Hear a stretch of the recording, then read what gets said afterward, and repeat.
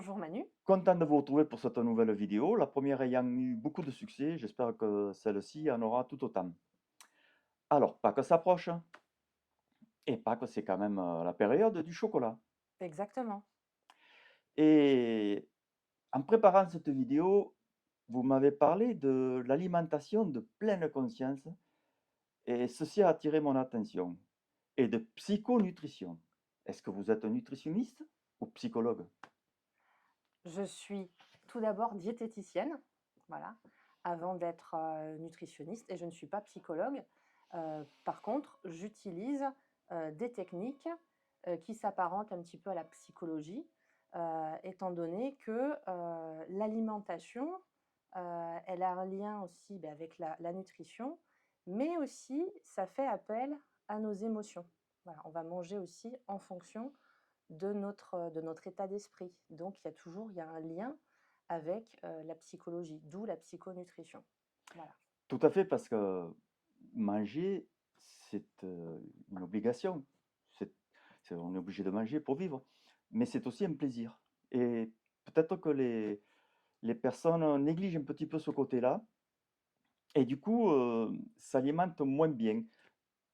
Qu'est-ce que vous pouvez nous dire là-dessus? Exactement, effectivement, le plaisir a toute sa place dans l'acte alimentaire, voilà, et même il devrait avoir une place beaucoup plus importante qu'elle ne l'est aujourd'hui dans le quotidien de beaucoup de Français. Le plaisir fait partie vraiment de l'expérience de l'acte de manger, car elle permet d'avoir une satisfaction optimale.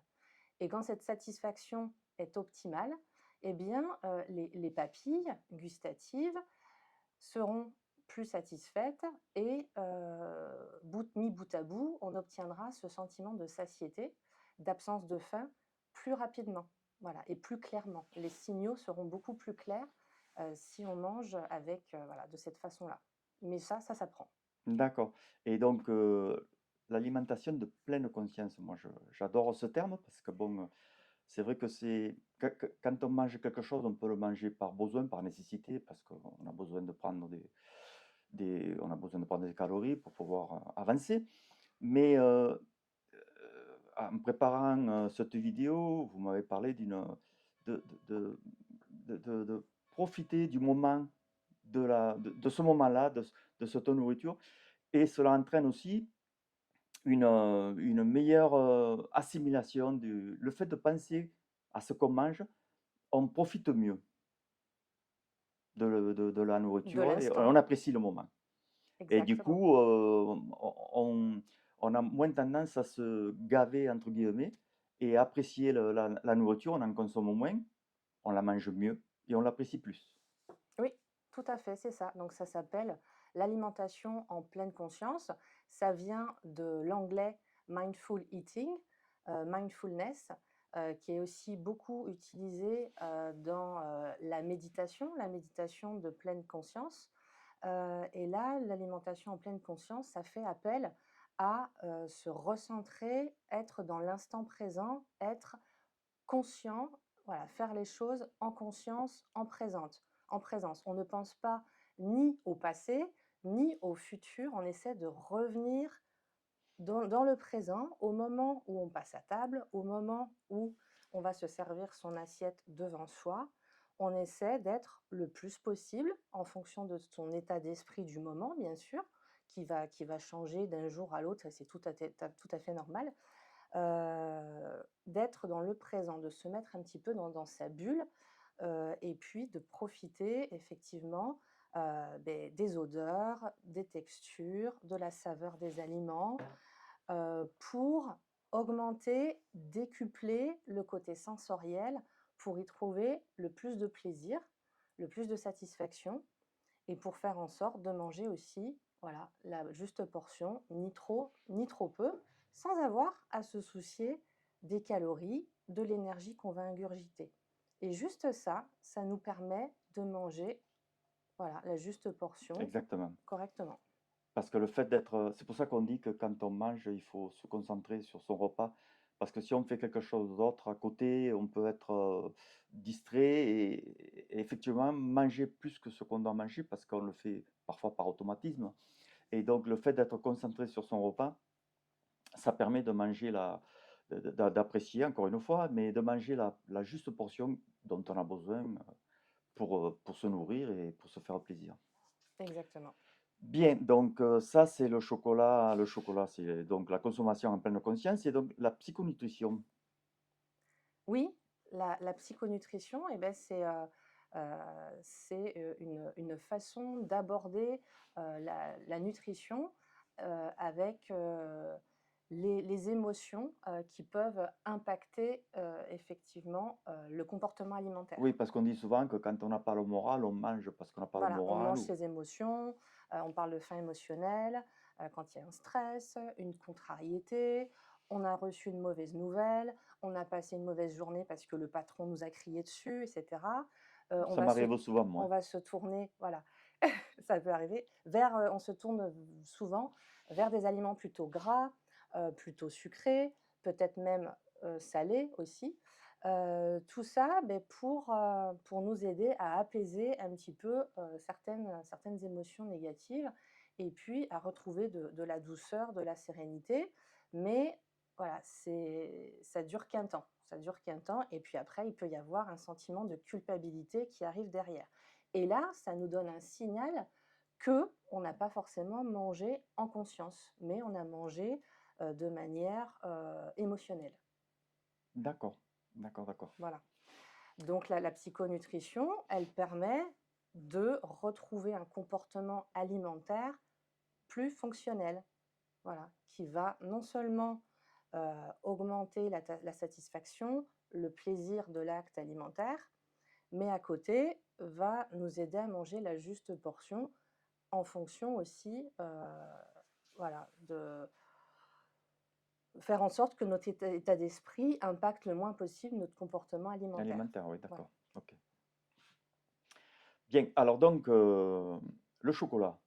Le chocolat a quand même une bonne réputation, hormis le fait peut-être qu'il procurerait la migraine dans certains cas. Je ne sais pas si vous avez des échos là-dessus.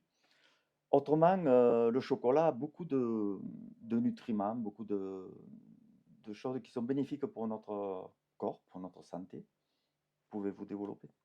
Oui, tout à fait. Alors pour la première question concernant la migraine, beh, c'est comme, d'autres, j'ai envie d'autres types d'aliments ou de certaines boissons, qui peuvent déclencher des migraines chez certaines personnes qui peuvent être un petit peu plus sensibles à certaines, substances.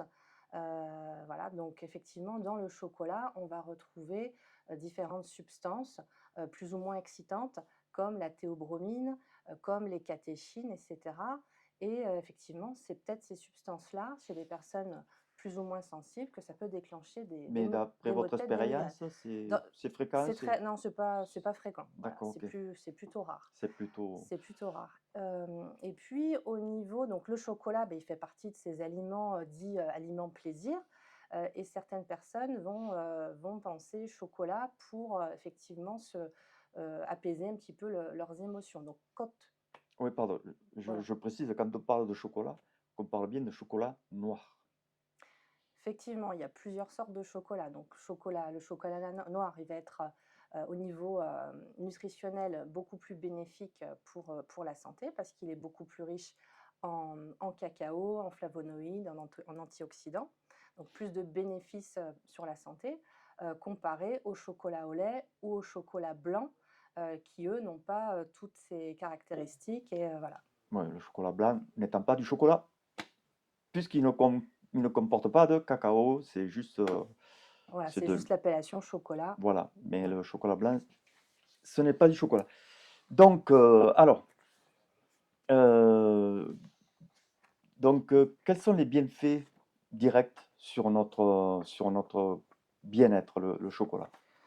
Le chocolat, beh, il y en a plusieurs. Déjà, il est riche en antioxydants, donc il a une action anti-vieillissement, voilà, sur le corps en Je général. crois que je vais en manger un peu plus moi. Voilà, ça permet effectivement de rester jeune plus longtemps. Après, voilà, c'est pas pour ça qu'il faut en manger plus en quantité. On parlera un petit peu des quantités, des proportions, par la suite.